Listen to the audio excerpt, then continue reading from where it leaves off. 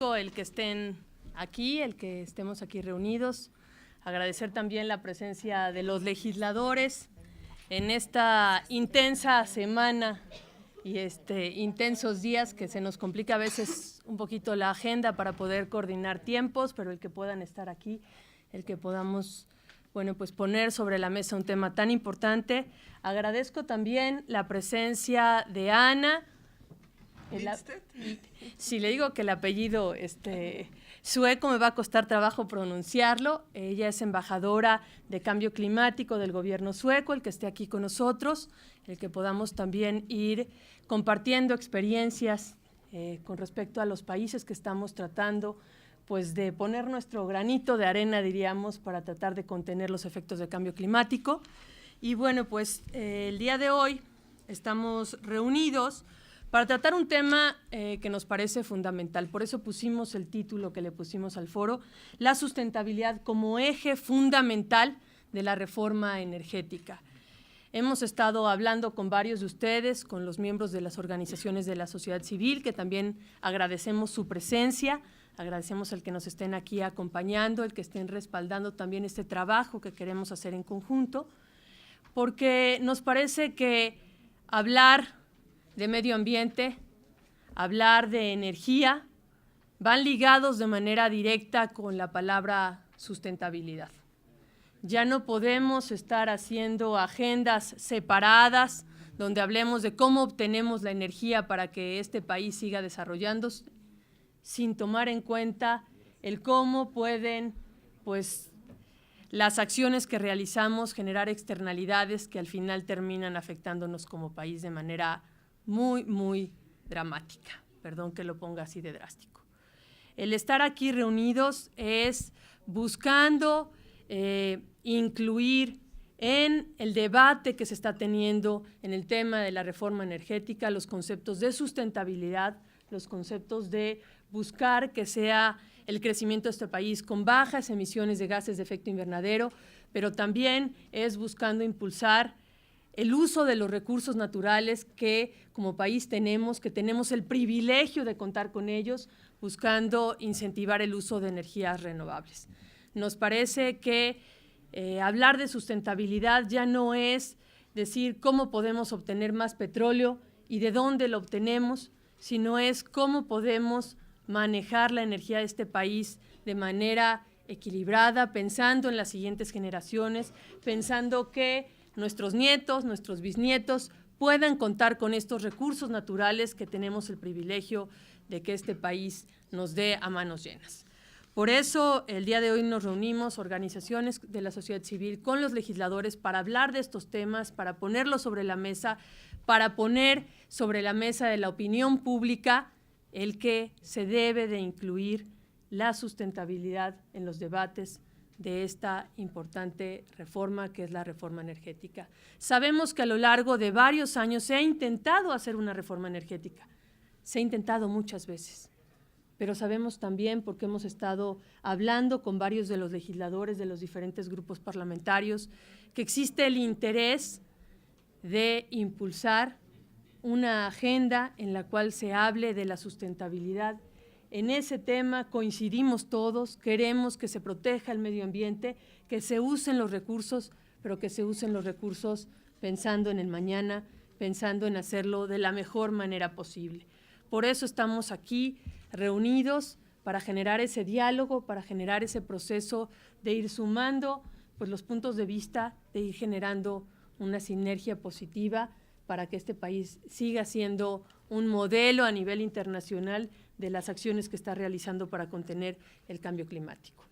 Agradecer la presencia de todos, agradecer de verdad el trabajo y el esfuerzo y reiterarles, bueno, pues que a través de Globe seguiremos pues trabajando de la mano, no distinguiendo colores, no distinguiendo agendas partidistas, sino solamente poniendo sobre la mesa la agenda del medio ambiente, la agenda de la sustentabilidad. De verdad, es un gusto contar con la presencia de todos y bueno, pues abriremos ya las sesiones de trabajo para que no nos atrasemos con el tema del horario y bueno, con esto estaríamos inaugurando los trabajos del foro La Sustentabilidad como eje fundamental de la reforma energética. Muchas gracias y bueno, pues vamos a cederle la palabra a la diputada Yesenia López, que nos va a hacer favor de moderar el primer foro para que podamos iniciar con los trabajos. Me voy a acompañar a Ana, que va a ingresar al Pleno para que le puedan dar la bienvenida y se va a reunir con el presidente de la Cámara, y yo en un momentito más me reincorporo al foro, pero voy a acompañarla para que pueda también ser recibida por los demás legisladores. Muchas gracias y bueno, pues con esto iniciaremos los trabajos. Muy buenos días a todos y a todas aquí presentes. Saludo con agrado la invitación y abrazo la causa que impulsa este foro. Soy la diputada Yesenia Nolasco, aquí me cambiaron el apellido, pero no, todo bien, todo bien. Bueno, pues es un honor pertenecer al capítulo Globe México, así como también ser vicepresidenta de este capítulo. Es bien cierto que México atraviesa por un momento crucial en el cual se avisora un incremento de la demanda de energías no renovables mayor al 30% en un periodo de 15 a 20 años, y de ahí el nacimiento de la reforma energética bajo el argumento de la modernización de Pemex y a la Comisión Federal de Electricidad, pues eslogan mediáticamente con un mejor servicio a un menor precio. También es cierto que Pemex requiere de mejoras y que esas deben de ir acompañadas de pilares armoniosos en el medio ambiente, pero también no puede pensarse en una reforma energética que deje al margen la utilización de las energías renovables. Es a priori impulsar una estrategia que contemple el capital natural del cual cuenta nuestro país, en el cual pues no se incluya reformar los artículos 27 y 28 de nuestra Constitución, y esta propuesta debe guiarse por dos vertientes. La primera pues no es tocar nuestra Constitución, y la segunda es gestar por la inclusión de las energías renovables como alternativa de uso y aprovechamiento, y beneficiarnos de la oportunidad que tenemos en puerta de transformar el modelo energético en nuestro país. De no hacerlo, la economía como el medio ambiente están en riesgo, pues sin acciones contra el cambio climático, que haya una reducción económica y sería en un orden del 3.5 al 4%, con un costo del 6% del Producto Interno Bruto. Pues sin más preámbulo, me permito presentar, creo que todavía no llega nuestro,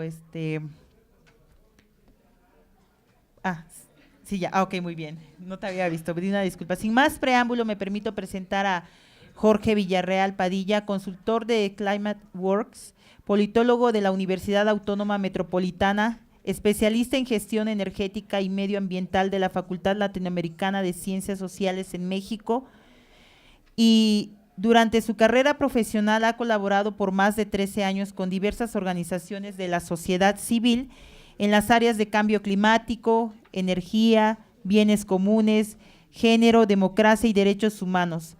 Actualmente es consultor independiente, colabora en el desarrollo de la Iniciativa Climática Latinoamericana de la Fundación Climate Works, convencido también de la defensa ambiental y social. Trabajó como coordinador de programas en la Oficina Regional para México, Centroamérica y el Caribe de la Heinrich Böll Stiftung del 2004 a principios del 2012. Previamente fue subdirector A de Proyectos de Transparencia y Rendición de Cuentas en la Contraloría General del Distrito Federal. También es miembro del Grupo Mexicano de Financiamiento para Cambio Climático, de la Red de Género y Medio Ambiente y de la Red por la Transición Energética. Comprometido con generar y coordinar acciones para hacer frente al cambio climático, ha participado en las últimas 5 conferencias de las partes de la Convención Marco de las Naciones Unidas sobre el Cambio Climático. En la última de ellas, realizada en Doha, participó también como integrante de la delegación mexicana. Pues me permito otorgar el uso de la palabra al ponente, quien contará con 20 minutos y después con un periodo de 15 minutos al finalizar su ponencia para preguntas y respuestas.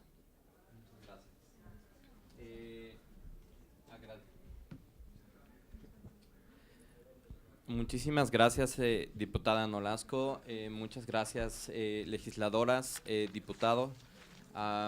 Agradecer sinceramente la invitación a, una vez más, poder conversar, profundizar y discutir sobre los temas que tenemos en común las y los ciudadanos de México. Permítame nada más, de manera muy breve, resaltar un punto que comentaba la diputada Marisa en la introducción sobre el diálogo que existe entre las organizaciones de la sociedad civil y el legislativo en estos temas. Resaltar que esta no es la primera reunión que tenemos. De verdad que creo que ya perdí la cuenta. Esta será una de varias reuniones que hemos tenido en el transcurso de los meses que han transcurrido, que de manera sistemática y de manera cotidiana el Congreso ha aperturado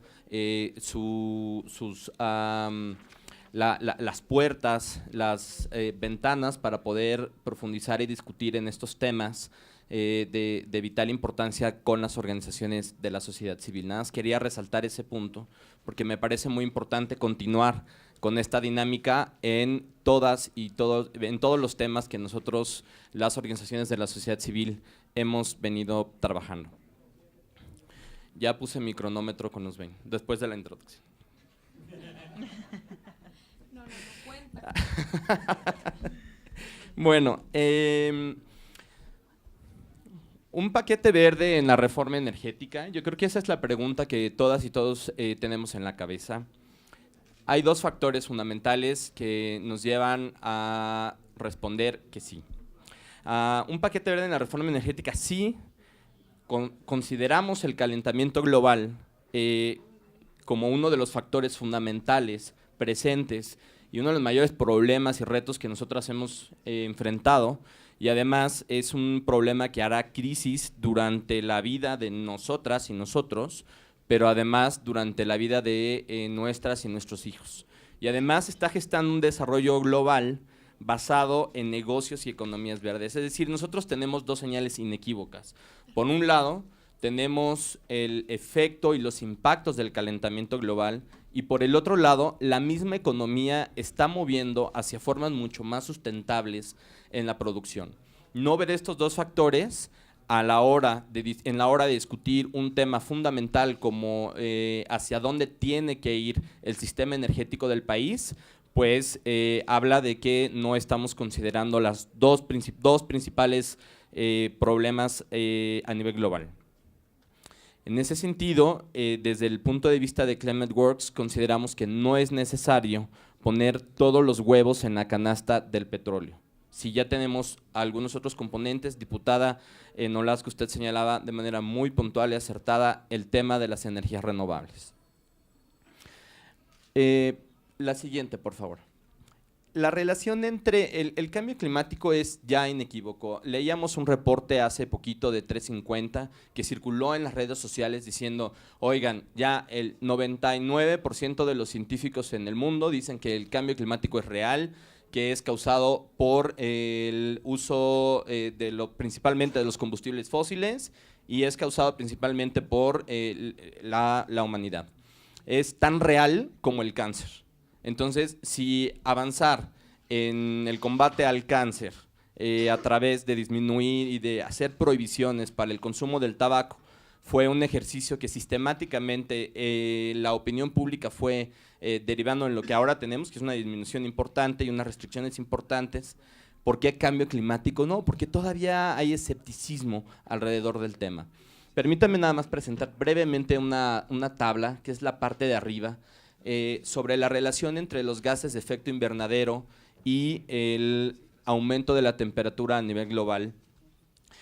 Hay una correlación, si ustedes pueden observar, los gases de efecto invernadero de CO2 equivalente están en la parte de arriba, son los que están coloreados en negro. En la parte de abajo está la parte más clarita, es el aumento de la temperatura. Entonces, nosotros podemos observar que hay una correlación totalmente intrínseca, es proporcional.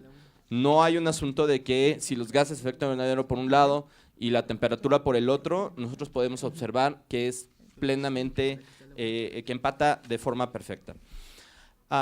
El 9 de mayo del 2013, nosotros como mundo rebasamos aquella cifra que era como un tema a donde no queríamos llegar en términos de cambio climático, que era las 400 partes por millón. La concentración de 400 partículas por millón de CO2 equivalente en la atmósfera, lo que genera estos 400 partes por millón y la tendencia de aumentar la concentración y la cantidad de gases de efecto invernadero en la atmósfera es lo que genera finalmente el calentamiento global. Este calentamiento global no es un asunto que se observe, los impactos del calentamiento global no es un asunto que podamos observar en otros países, es un asunto muy presente en México. Quise nada más colocar, lamentablemente no se ven bien, pero 2 fotografías del impacto de Ingrid y Manuel. Es probablemente uno de los desastres naturales más graves en los últimos años. Así se ve mejor, así ya no. No necesitan verme a mí, base con verla. Ah, ok, gracias. Bueno, las fotos no se ven bien, pero déjense las platico de forma muy rápida y me van a regalar 2 minutos más porque esta parte está muy bonita. La primera foto es sobre un impacto en una comunidad de la Sierra Guerrerense en donde no llegaba adecuadamente la ayuda, la asistencia, y que sufrieron no solamente el puerto de Acapulco, sino como ustedes perfectamente saben, varias comunidades sufrieron un impacto bastante grave con las inundaciones. El cambio climático es un tema que nos afecta a todas y todos, pero nos afecta de forma diferenciada. Y esta foto en particular señala una ama de casa en una región vulnerable social y económicamente, y esos son los temas que nosotros tenemos que tener presente cuando discutamos incluso la reforma energética y cuando discutamos los temas de cambio climático y reducción de emisiones. No podemos disasociarlos, porque nos impacta a todas y todos en nuestra forma de vida, en nuestra forma de consumo, y nos afecta de forma diferenciada, mujeres y hombres, mujeres rurales, indígenas, hombres urbanos, profesionistas, etcétera, de forma muy diferenciada, y eso es nada más, no quería dejarlo de lado. La foto que está contigua es una inundación en Guerrero también. Mencionábamos que hay una línea que son las emisiones de gases de efecto invernadero lo que causan este calentamiento global. La línea global de emisiones, y este reporte salió el día de ayer, lo elaboró la Agencia Internacional de Energía. Esa es la línea global de emisiones por energía. Si nosotros observamos, es muy fácil nada más observar que hay una tendencia de incremento en el transcurso de los años. Esta línea va de 1890 al 2012 y nosotros podemos observar que hay algunos picos y unas pequeñas reducciones solamente causadas por crisis económicas o por crisis en los precios del petróleo. Pero la tendencia del aumento de las emisiones en el sector energético va en aumento y esa señal es inequívoca. Esa tendencia nos coloca en un escenario de calentamiento global en aproximadamente 5.3 grados centígrados al 2100. 5.3 grados centígrados es un montón. Lo que nosotros hemos estado ya visualizando, sintiendo frente a los impactos del cambio climático hasta la fecha, se debe solamente al incremento de 0.74 grados centígrados. Solamente 0.74 grados centígrados. Un aumento del 5.3 grados centígrados al 2100 es un asunto inmanejable económica, social y políticamente. Nada más para darnos una idea, y perdón por hacer una referencia muy de caricatura, pero en la última película, la primera de Era del Hielo, la del Disney o Pixar, no me acuerdo, Pixar, la temperatura de aquel entonces, de aquella era, a la temperatura actual son justamente 5 grados. Esa es la diferencia. No, nomás para darnos una idea de lo que significa para cómo nosotros entendemos la geopolítica en el mundo con un aumento de 5 grados centígrados y el sector energético contribuye de forma sustantiva. Esa es la línea base de emisiones en México de gases de efecto invernadero. Lo mismo, hay un incremento hacia el 2030, este es 2006-2030 y hay un aumento importante. Hay un componente que es el color azul, naranja, rojo y el de hasta arriba que es como casi negro. Esos componentes son los que refieren a las emisiones del sector energético. La siguiente, por favor. El PAI de emisiones actual, la conformación actual de las emisiones de gases de efecto invernadero, de acuerdo a la quinta comunicación de cambio climático del Instituto Nacional de Ecología, nos dice que en el 2010, que es el círculo, es el PAI del lado derecho, toda la parte azul clarita, todo eso es el sector energía. Contribuye con el 67.3% de las emisiones totales. La siguiente, por favor. Por lo mismo que contribuye de forma importante, también tiene un potencial importante de reducción. Este es el PAI que elaboró el Instituto Nacional de Ecología con apoyo de la cooperación estadounidense sobre el PAI de potencial de reducción. Hay un importante potencial de reducción de generación de energía limpia hacia el 2020, puede abatir hasta el 33% de las emisiones, la eficiencia energética en el país puede abatir hasta el 25%, y además si nosotros sumamos manejo de recursos adecuado y forestal agropecuario, podemos contribuir con otro 40% a la reducción de las emisiones de gases de efecto invernadero. Para el 2030, que es el círculo externo, nosotros observamos que la generación de energía limpia puede representar una reducción de 31%, y la eficiencia energética de 25%, más el transporte 3%. Aunque hay que recordar que el transporte aquí está también ya implícito en la parte de generación de energía a partir de combustibles. Dicho eso, ¿por qué una reforma integral? Para nosotras y nosotros, y digo a mí incluso me costó trabajo, porque crecí con la idea del petróleo y que el petróleo es lo todopoderoso, entender que hay algo más allá del petróleo en el país, incluso es una cuestión emocional. Nosotros la siguiente, por favor. Esta es la curva de cómo entendemos el comportamiento del petróleo. Ese es en el colectivo imaginario, ¿no? Hay un aumento de las capacidades extractivas y por lo tanto hay un aumento de los recursos existentes y vamos a tener petróleo en el futuro, o ese es el planteamiento por lo menos de varias y varios de los tomadores de decisión. La siguiente, por favor.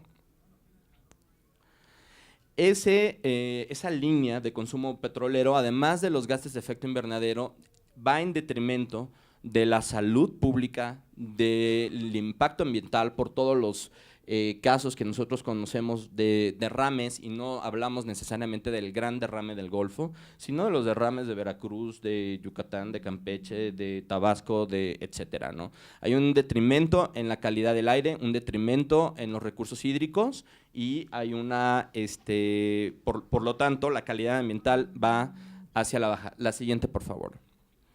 Sin embargo, la realidad es, los estudios nos dicen que el petróleo, los fósiles van hacia la baja en México.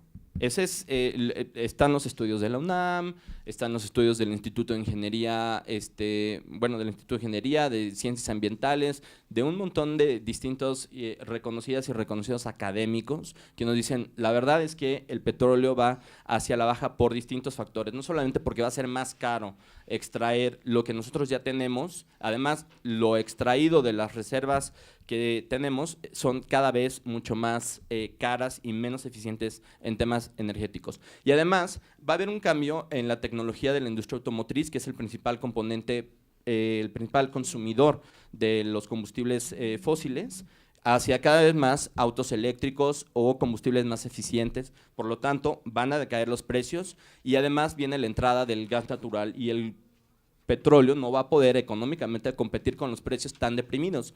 $100 el BTU de petróleo más o menos es lo que cuesta en la actualidad y $100 el barril, y en gas un BTU cuesta $3 o algo así. Hay un precio bastante deprimido. Me voy súper rápido. Entonces, para ello, si nosotros incorporamos, la siguiente, por favor. La siguiente. Si nosotros incorporamos esa línea de desarrollo de las renovables, podemos tener realmente oportunidades para diversificar nuestra eficiencia energética bajo este escenario. La siguiente, por favor. Y por supuesto, la calidad ambiental va a tendrá que ir necesariamente a una mejora. La siguiente, me voy a ir ya mucho más rápido, me queda poco tiempo. La siguiente, por favor. La siguiente. El alto potencial de las energías renovables en el país. México, como ustedes y ya lo han escuchado diversas veces, solamente quisiera puntualizar en que el potencial económicamente competitivo en el país del desarrollo de las renovables es importante. Nosotros observamos en la columna de la derecha que, por ejemplo, en la parte de la eólica tenemos un potencial económicamente competitivo para producir hasta 20 gigas de energía, y solamente tenemos instalado 1.2, 1.5 gigawatts hasta el momento. Y en el resto de las tecnologías es similar, salvo cogeneración. La siguiente, por favor.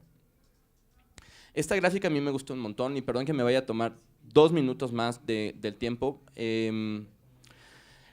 Nosotros observamos que no se ve bien, pero los puntitos que están en el lado izquierdo hasta abajo en el cuadrito rojo, esos puntitos son la producción, la capacidad y en dónde nos encontramos en este momento en México en la generación de energías renovables. Esta gráfica cruza capacidad instalada y generación. Nosotros hemos desarrollado hasta el momento, en el 2008, solamente una generación del 3.9% de la matriz energética. En el 2012, del 3.9% de la matriz energética, aumentamos solamente hasta el 4.2% de la matriz energética. Solo renovables, quitando las grandes hidros. Nosotros tenemos que llegar por ley, por la LAERTE, al 35% de generación. Eso significa que tenemos que irnos hacia el punto verde, que está hasta arriba en la parte del medio. Ese es el 35% de generación con el 35% de capacidad. Es un montón, y nosotros estamos hasta la parte roja del fondo. Hay un trecho bastante importante que alcanzar. Y además, no solamente tenemos que llegar al 35, sino tenemos que mover la capacidad instalada por lo menos 10 puntos porcentuales más para poder tener un respaldo de las propias tecnologías en la generación energética. La siguiente, por favor. La siguiente. ¿Esto cómo encaja en la reforma energética? La siguiente, por favor. Otra. Es que tiene muchos dibujitos. La siguiente, por favor. Ahí.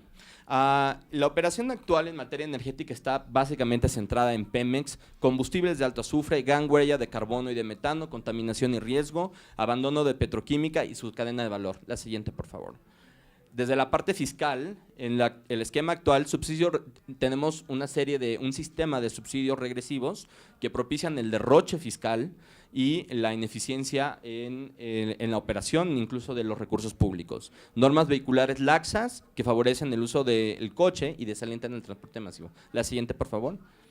Y en la reforma energética, además, podemos encontrar los componentes de shale, impacto de shale gas, en aguas y además impactos por derrames en aguas profundas, impactos en ecosistemas, por ejemplo, continuando en la exploración de Chicontepec. La siguiente, por favor. Una reforma energética integral tendrá que en la operación actual tender hacia desarrollar combustibles de bajo azufre, disminuir la huella de carbono y de metano, prevenir la contaminación y el riesgo, recuperar la petroquímica pública y privada y sus cadenas de valor. Si no recuperamos la petroquímica básica, no vamos a tener los recursos necesarios para poder continuar produciendo lo que la economía produce, que es plásticos, etcétera. Todo lo que nosotros tenemos en esta mesa está producido mayoritariamente por petróleo. Entonces necesitamos también garantizar para las generaciones futuras un abasto suficiente, barato y accesible a esos recursos para que continúen produciendo continúen su desarrollo económico. Política fiscal, un impuesto al carbono con diversas excepciones, es decir, sacando, por ejemplo, el impacto o elaborando esquemas que no impacten necesariamente en los sectores más vulnerables, pero además desarrollando un paquete amplio que nos permita ubicar un gasto mucho más eficiente en materia energética, en materia de cambio climático a los sectores que más lo necesitan. Normas vehiculares ambiciosas que favorecen el transporte masivo.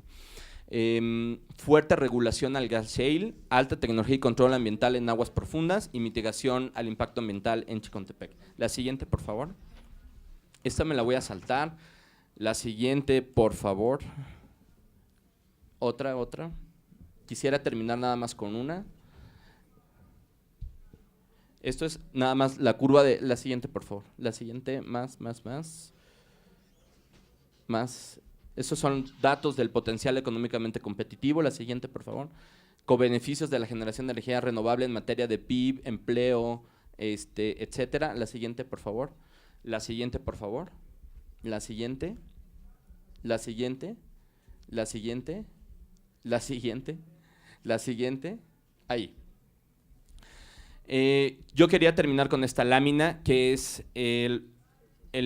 cómo nosotros entendemos el paquete de la reforma energética, desde el paquete verde de la reforma energética, considerando las responsabilidades del Estado mexicano, de Pemex, de CFE y del sector privado. ¿Para qué? Para colocar en el centro el desarrollo sustentable, la mitigación del cambio climático, el crecimiento bajo carbono, salud pública y bienestar, y por supuesto desarrollo sostenible. Cada uno de estos componentes que están en las responsabilidades de los actores es una acción específica, una propuesta concreta en materia de sustentabilidad energética que está sustentada por un argumento técnico mucho más amplio. Lo voy a dejar aquí por cuestión de tiempo. Muchas gracias. Muy bien, muchísimas gracias Jorge Villarreal por tu ponencia y bueno, si así lo creen conveniente, pasamos a la parte de preguntas y respuestas con la mecánica de que se hagan 3 preguntas para que al final nuestro ponente dé las respuestas. Entonces, no sé, ahora sí que a mano alzada, ¿quién desea hacer alguna pregunta?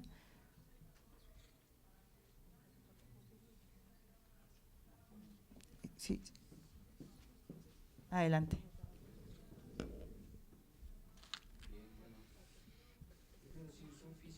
Soy físico de carrera. La física es el mapeo de la realidad en lenguaje matemático. Se utilizan modelos matemáticos para todo esto. Es mucho número ahí, nada más yo quiero decir una cosa, si aumenta a 2 grados la temperatura del mar, el niño se convierte en adulto. Impactos económicos devastadores. Las costas del Pacífico, bueno, California y muchas de las costas. Ahora el punto es, la energía renovable, la cuestión energética, Pemex, CFE, Pemex es negocio, es la caja sustentable del gobierno, CFE es servicios. Ahora, energías renovables, Pemex finito, energías renovables infinito, entonces, pues, bueno, la pregunta, o más bien, lo que yo, pues es una cuestión de que la política y la ciencia son mutuamente excluyentes. Gracias. Y a la fiscal. Y dentro de la fiscal se dice impuesto al carbono. Finalmente es impuesto a la gasolina, el diésel, ¿no? Es un poco esta la idea. Nosotros hemos señalado que no vemos una viabilidad en este sentido porque me parece que lo que tenemos que hacer es incentivar otros medios de transporte, etcétera. Hemos visto que con los gasolinazos no ha bajado el uso del automóvil. ¿Por qué? Porque no hay otras formas de transportación, porque no tenemos un transporte público eficiente. Y mientras no empecemos con este camino a desarrollar esto, entonces nunca vamos a desincentivar el uso del automóvil y no podemos hacerlo a través de un impuesto únicamente a la gasolina en este sentido. Entonces, no solo por el hecho de utilizar el automóvil, a mí me parece que es fundamental que necesitamos una reducción del CO2, pero ¿cuál es el camino que tenemos que seguir? Me parece que es elemental. Si nosotros nos vamos por esta vía impositiva de un impuesto, vamos a generar un incremento a la canasta básica, a todos, absolutamente todos los gastos y finalmente pues es un impacto a los bolsillos de los mexicanos. Por eso creo que hay que pensar muy bien cuál es el mecanismo a través del cual podemos conseguir esta reducción que no sea a costa de la economía de familias que ganan menos de 5 salarios mínimos. Gracias. Muy bien. ¿Alguna otra pregunta?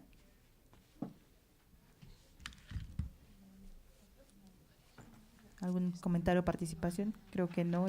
Pasamos a los comentarios y respuestas de nuestro ponente. Muchas gracias por las intervenciones. Estoy totalmente de acuerdo en que un escenario ya de 2 grados centígrados es muy caro en términos económicos, en términos fiscales y ambientales, sociales, etcétera. Ahora, lo que nosotros observamos, porque es lo que nos dice la ciencia, es no estamos en el 2 grados, eso ya vamos a llegar a los 2 grados, eso que ni qué, ¿no? Vamos hacia el rango de los 5 grados centígrados, es muy alarmante. No sé en qué otros términos o qué palabras tenga que utilizar para describir el nivel de alarma y preocupación que debemos de tener. 5 grados centígrados. Las primeras personas que van a ser afectadas son las personas con mayor vulnerabilidad, como comentaba la diputada. El cambio climático, y reitero, nos afecta a todas y todas, nos afecta de forma diferenciada. Mujeres y hombres de los distintos sectores tienen capacidades distintas, tienen impactos diferenciados y va a afectar particularmente, primero, a quienes son más vulnerables en materia económica y en materia geográfica.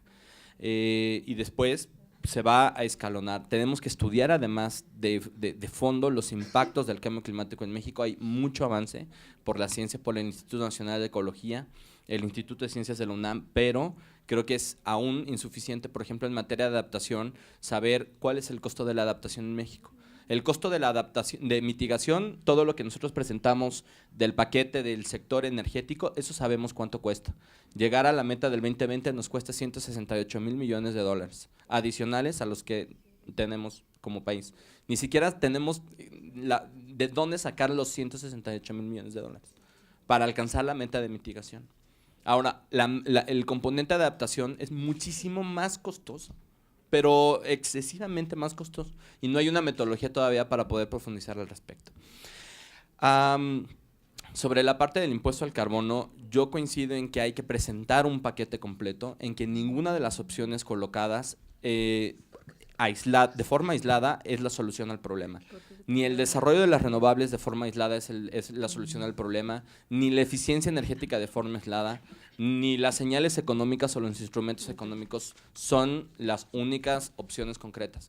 Creo que es el paquete completo de distintas opciones en materia de mitigación y adaptación las que nos deben de construir la política de cambio climático, y la Ley General de Cambio Climático aprobada en esta Cámara tiene muchos componentes que nos permiten avanzar en una buena dirección, siempre y cuando nosotros, y ahí ustedes, y permítanme reconocer el trabajo de GLOB, ha ido avanzando en operativizar y en hacer las reformas existentes que promuevan una aplicación más eficiente de esta ley.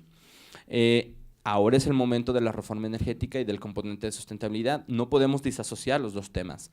En la parte del impuesto al carbono, nada más recordar algunos datos que nos pueden ser de utilidad. Por ejemplo, en materia de subsidios. Los subsidios son regresivos en su esquema actual. ¿Qué quiere decir esto? Que afectan, que benefician principalmente a los sectores que más consumen, que es el primer decil. Y los sectores que más vulnerables, los deciles de menor ingreso económico en el país, son los que menos beneficios tienen del esquema distributivo de los subsidios. Sin embargo, si nosotros hiciéramos una redistribución efectiva del gasto de los subsidios, de esos 300 millones, de esos 300,000 millones de pesos, nosotros podemos enfocarlo justamente en aquellos programas que beneficien a los sectores más vulnerables. ¿Cuáles son esas opciones? Pues esas opciones son las que el Congreso tendrá que decidir hacia dónde direccionar los recursos existentes, pero no continuar beneficiando a quienes están consumiendo gasolina. En materia de datos, los 300,000 millones nos alcanzan para dotar a todos los hogares del país con sistemas domésticos de calentamiento solar de agua, aplicar aislamiento térmico a todas las viviendas ubicadas en clima cálido, que son 12 millones de viviendas, reduciendo de forma drástica el consumo que ellos tienen en materia de combustible, por lo menos en la parte norte y en la parte sur del país. Dotar a 5 millones de hogares de electricidad solar a partir de sistemas fotovoltaicos. Desarrollar sistemas de Metrobús que permitan transportar hasta 13 millones de personas diariamente. Esas son las opciones a las que tenemos que ir apostando. Transporte eficiente, diversificación energética. ¿Y a quiénes? A los sectores que más lo necesitan. En eso estoy de acuerdo, pero es un paquete en donde Climate Works considera que sí, el impuesto al carbono con ciertas adecuaciones a la propuesta del gobierno federal, sí puede ser un instrumento económico que permita abonar a los esfuerzos del paquete completo.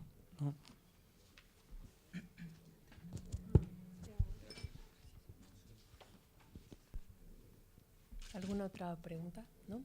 Agradecemos a Jorge Villarreal y a la diputada Yesenia también, el que pudiera estar moderando esta mesa. Y vamos a pasar al siguiente punto. Le vamos a ceder el micrófono para que modere a la diputada Luisa María Alcalde Luján, para que nos pueda hacer el favor de moderar la siguiente mesa. Muchísimas gracias. Únicamente un comentario, yo creo que todo eso se puede hacer sin el impuesto al carbón. Y en eso coincido, estoy totalmente de acuerdo, hay que hacerlo, sin duda. Continuamos presentando a la compañera Aroa de la Fuente, investigadora del proyecto sobre industrias extractivas de Fundar. Voy a leer una pequeña reseña. La compañera es licenciada en Psicología por la Universidad Complutense de Madrid y maestría en Cooperación Internacional por la misma universidad. Desde 2009 trabaja en Fundar, Centro de Análisis e Investigación, como parte del equipo del proyecto sobre industrias extractivas, donde se encarga el seguimiento de la política pública sobre hidrocarburos y cambio climático. Ella nos estará exponiendo la explotación del gas shale mediante el fracking a la luz de la reforma energética, un paso en contra de la sustentabilidad.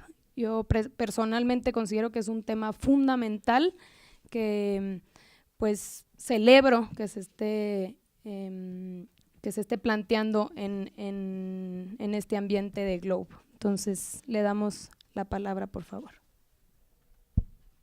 Muchas gracias. En primer lugar, bueno, muchísimas gracias por la invitación a Globe, a las legisladores, al diputado, por su presencia aquí para escuchar.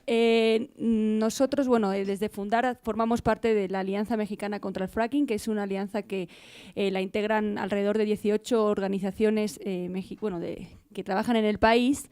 Que desde este año nos hemos dado un poquito a la tarea de realizar investigación sobre lo que implicaría la extracción del gas shale o gas de esquisto a través de la técnica de fracking o fractura hidráulica en México. La siguiente, por favor. Entonces, bueno, este es un tema muy coyuntural, dado que… Es que no veo bien con el señor. Por favor. Sí, gracias. No, veo bien, solo que estaba el señor con la cámara. Gracias. Bueno, es muy coyuntural, como les comentaba, porque pues justamente es una de las fuertes apuestas de la reforma energética, ¿no? Que, bueno, digamos que uno de los argumentos que se ha presentado desde el gobierno y desde diferentes actores sociales y políticos como opción para hacer revertir la caída, lo que estaba comentando Jorge, sobre la caída de la producción de los hidrocarburos convencionales, ¿no? Entonces, que diríamos que son los hidrocarburos que eran de más fácil acceso y cuya tecnología ya conocíamos y podíamos explotar de una forma relativamente sencilla, relativamente digo, con grandes impactos sociales e implicaciones para el cambio climático, pero más sencillo. Entonces, bueno, esta apuesta por los hidrocarburos no convencionales, entre los cuales se encuentra el shale, no es nueva. Ya fue una de las cuestiones que se pusieron en la mesa en la discusión de la reforma energética de 2008.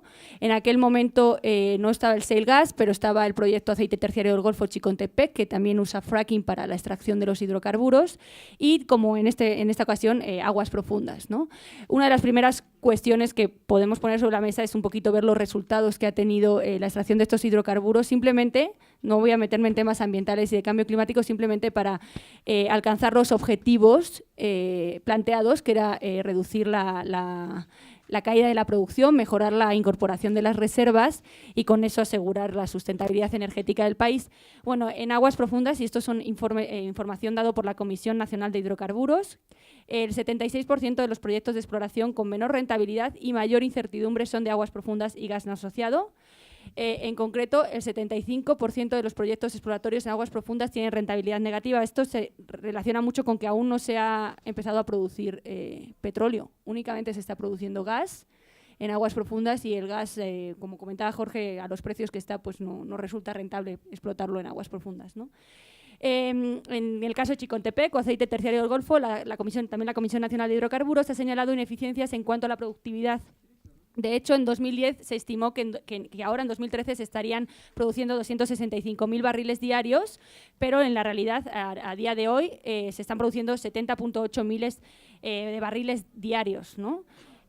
O sea, de lo que planteó la Pemex para darle muchos recursos a este proyecto, que de hecho ha sido uno de los proyectos que más recursos ha recibido durante el sexenio, desde 2007 a 2012 ha recibido 88.000 millones de pesos, pues no está cumpliendo con las metas de producción, y también la Auditoría Superior de la Federación ha señalado que en 2011, pese a que Pemex había gastado el 115.4% de los recursos previstos del proyecto de egresos de ese año, o sea, 15% más, estaba presentando un avance físico muy por debajo de lo estimado, con un 63.9%. Entonces, bueno, vemos que tampoco esta apuesta está pareciendo que esté dando los resultados esperados para mejorar la productividad.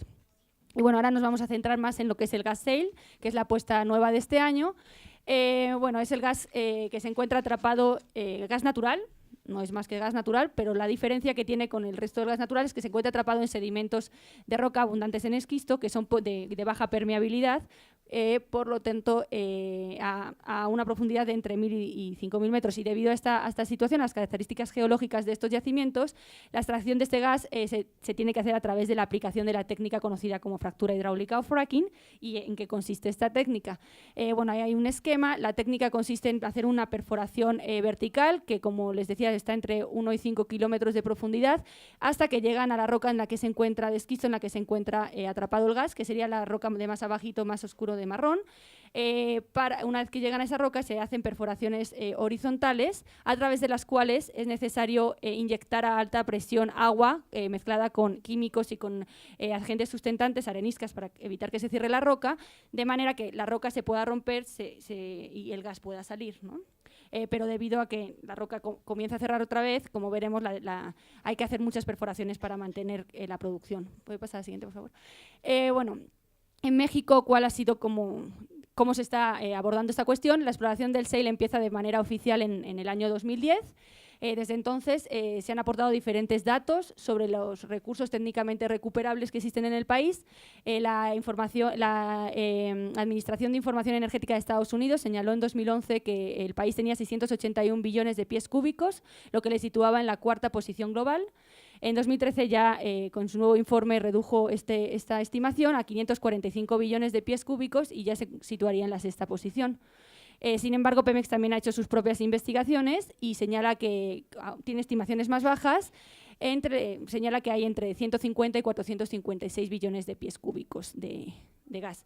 Y bueno, el gas se encuentra situado principalmente en los estados de Veracruz, Tamaulipas, Chihuahua, Nuevo León y Coahuila, en varias cuencas geológicas. Como pueden observar, bueno, en este mapa la zona naranja sería de donde salen esas estimaciones de recursos prospectivos. Bueno, y yo voy a platicar ahora un poquito más de la rentabilidad de los proyectos del gas shale, que es una cuestión bastante importante. Los datos aportados, bueno, como hemos visto, los datos aportados por la Administración de Información Energética y por Pemex se refieren a recursos técnicamente recuperables, no a reservas. Y esto es muy importante porque para que esos recursos puedan verse la viabilidad de su explotación comercial y ser incorporados como reservas, se necesitan hacer grandes inversiones de recursos. De hecho, Pemex señala que de 2012 a 2016 sería necesario invertir 30.000 millones de pesos solo para la exploración y evaluación de prospectividad, no para la explotación del shale, no para la producción del shale, solo para la evaluación.